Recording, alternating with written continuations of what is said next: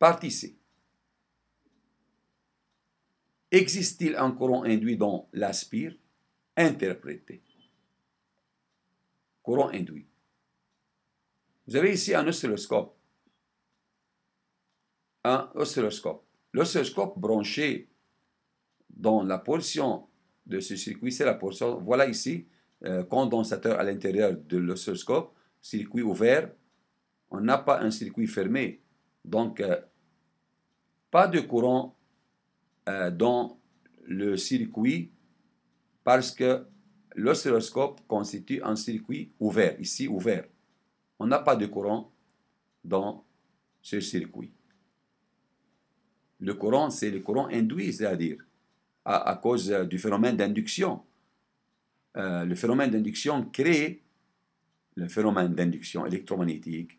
Malgré que le courant est nul, courant induit est zéro, à cause que le circuit est ouvert ici, mais le phénomène d'induction se traduit par une différence de potentiel ici. Vous avez ici UAC, AC, borne A, borne C de l'aspire. UAC est non nul. Et non nul dans le cas où il y a un phénomène d'induction. Voilà. Dernière question. Dans quel sens se déplace le SPO de l'oscilloscope lorsque Bt est une fonction croissante du temps? B est une fonction croissante. Alors, E égale quoi? E égale S dB sur dt. dB sur dt, lorsque B croît, dB sur dt, la pente est positive. Pente positive. dB sur dt positive. Donc, E est égal à quoi E? E est égal à, voilà, S dB sur dt. S positif, dB sur dt positif, donc E positif. Force électromotrice positive.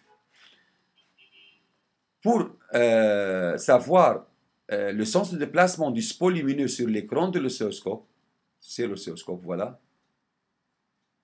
il demande de savoir dans quel sens se déplace le spot lumineux lors de l'induction électromagnétique, vers le haut ou bien vers le bas. Ça revient à savoir UAC, négatif ou bien positif, n'est-ce pas? UAB, si UAC. Si UAC est positif, alors U entrée masse positive. Si la tension U entrée masse est positive, alors le spot se déplace vers le haut.